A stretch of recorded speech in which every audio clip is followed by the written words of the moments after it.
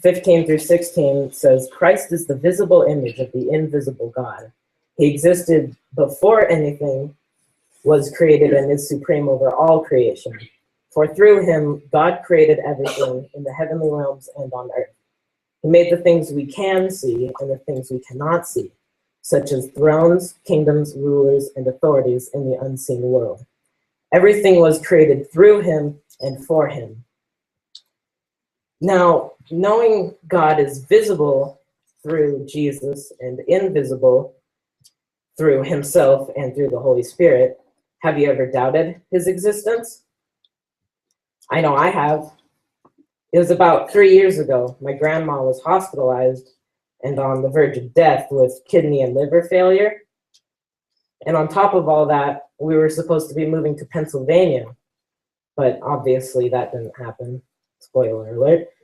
But that's why you're still here. Yes. And that was a really hard time for my family because we really didn't know what to think. And I was, at that time, starting just to build up on my faith. And I wasn't really sure what was going on with the whole Jesus and God thing. And even though I've been in the church my whole life, I just had started being more, I started to be more like Christ. And I didn't think a good God could let all that stuff happen.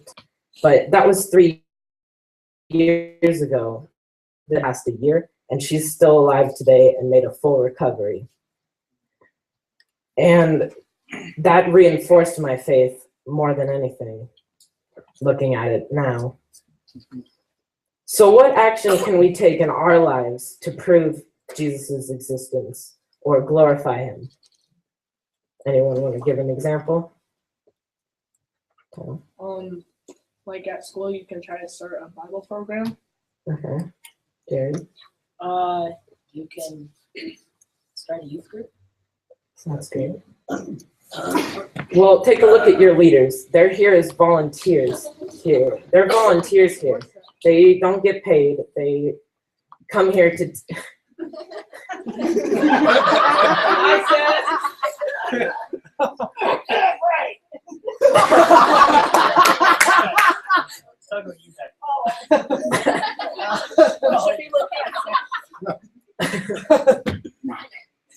They come here to teach us about God and to glorify God and to help prove their existence, to prove God's existence to us.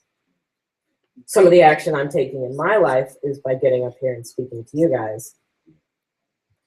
And so, and by making a youth group or starting a school club, those would be great things to do. So, once again, I ask you, how can you prove God's existence? Well, one way I've found is by looking at the place where we live. We live in such a beautiful area of the world, and it just makes you wonder, how can God not have created this?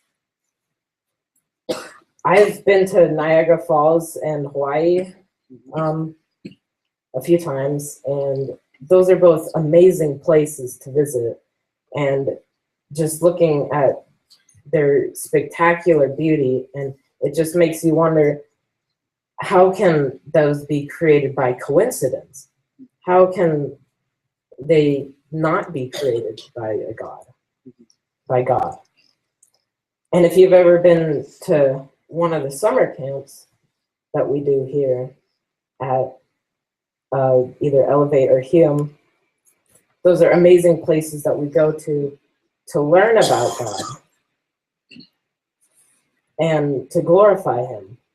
So how can those scenarios not be created to glorify God? So where do you guys think you can go from here?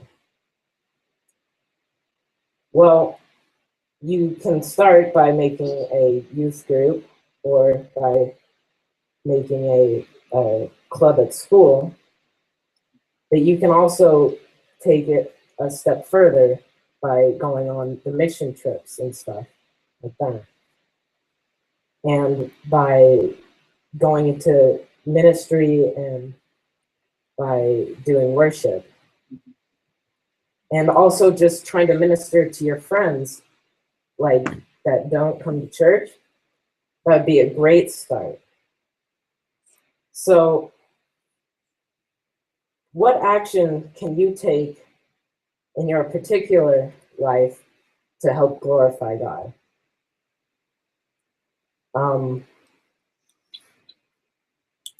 I know when I doubted Jesus, that was a hard time for me. But now, by getting up here, I definitely have a lot more faith in him. And I have grown in my faith since then.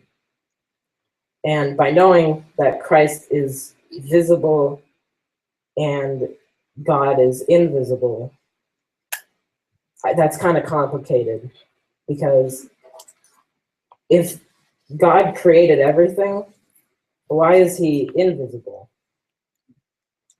Because it helps, because we do this we have to learn by faith. We have to trust God by faith, by knowing that he is visible and invisible.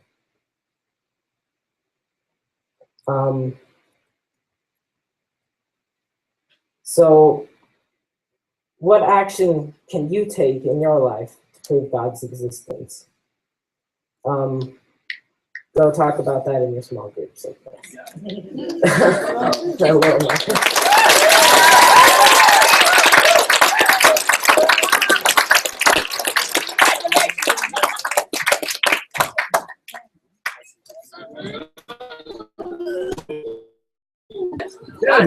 That was an awesome job, Bryce. Awesome